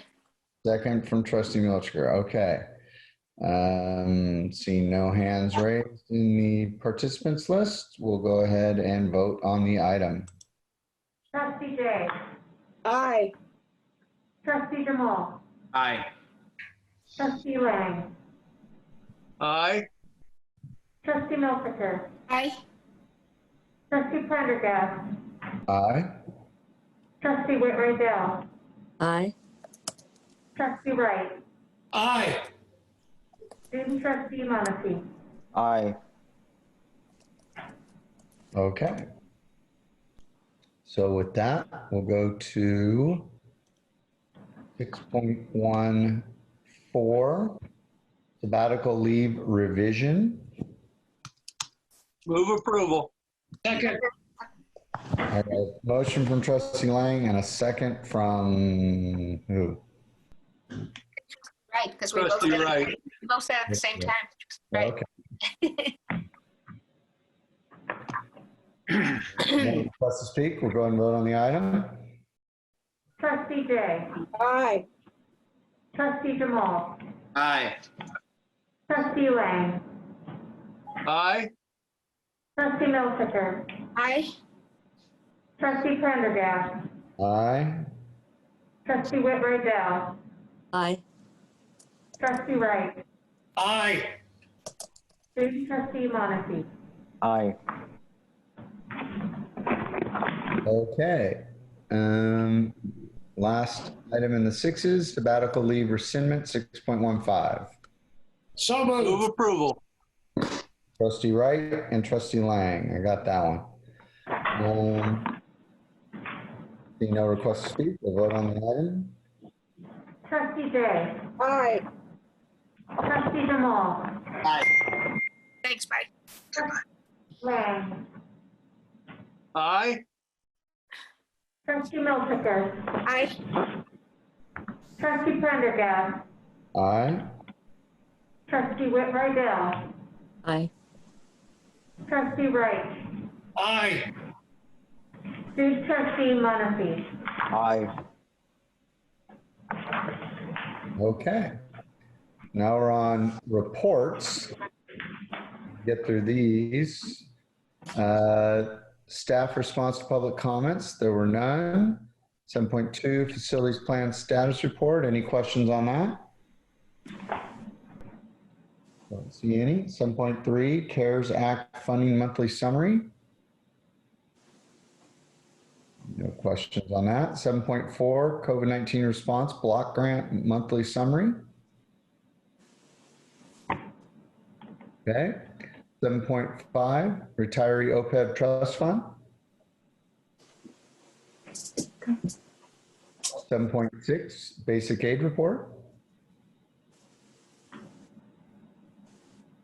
7.7 quarterly investment report. 7.8 pension stabilization trust fund.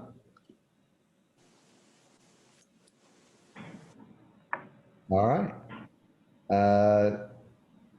Written reports, we have the chancellor. Anything you'd like to add? No. Okay. Irvine Valley College president. Yes, since you've given me the opportunity and you just approved Dr. Martha McDonald's contract, I thought it might be appropriate just to introduce her. I know she is on the line. Martha McDonald comes to us from Citrus College. She's been an educator for many years. Was at Citrus for about 15 years, 5 of those as Vice President of Student Services, as well as a dean and a director, and is local of Orange County, and just has already transitioned and just done a remarkable job in a very short amount of time of really transitioning into her role. Anne Marie, did you want to? I already did. Oh, okay. She's there. Okay. I promoted to a panelist so that folks could see her. Okay, good. I can't see others, so I wasn't sure. But again, I just wanted to officially welcome Dr. McDonald. So I'll segue off that. Dr. McDonald, my stepbrother, Paul Swatzel, says to say hi. Oh, thank you. Very well respected. Thank you. And thank you for this lovely welcome. I'm so happy to be here. Okay. Great. Saddleback College president, Dr. Stern. I also welcome Dr. McDonald and look forward to meeting her. Dr. Hernandez and I have agreed that our respective executive cabinets are going to be meeting once a month to talk about issues and to talk about how we can better partner and better collaborate going forward. Excellent. Good. CSCA president, we should have heard from already. That's it. Okay, so with that, we're going to adjourn in memoriam. Tonight's meeting will be adjourned in honor of former CSEA Chapter 586 President Shanna Morehouse, and Saddleback College student Jason Carbonell. Shanna died on August 18, 2020, fairly recently after retiring from a decades-long career at Irvine Valley College. Shanna is described by those who knew her well as always being passionate to help others, also known for her smile, her sense of humor, her infectious laugh, and her easygoing demeanor. But most of all, Shanna will be remembered by her college colleagues for her great service and leadership in CSEA by facing challenges and finding solutions. With heavy hearts, we join her family, friends, and colleagues in mourning her life and celebrating her valuable contributions to CSEA Chapter 586, Irvine Valley College, and the greater South Orange County Community College District community. She will be greatly missed. Jason sadly died from a car crash in Dana Point on August 19th. Jason attended Tesoro High School and played baseball. He was known in high school by his coach as a hardworking player and maintained his reputation through his senior year. Jason, who grew up in Rancho Santa Margarita, has received an outpouring of love and support from classmates, friends, and family. Our deepest condolences to all that knew and loved him. And I do know my nephew played baseball with him, and it's been very sad for the family. So with that, we are adjourned.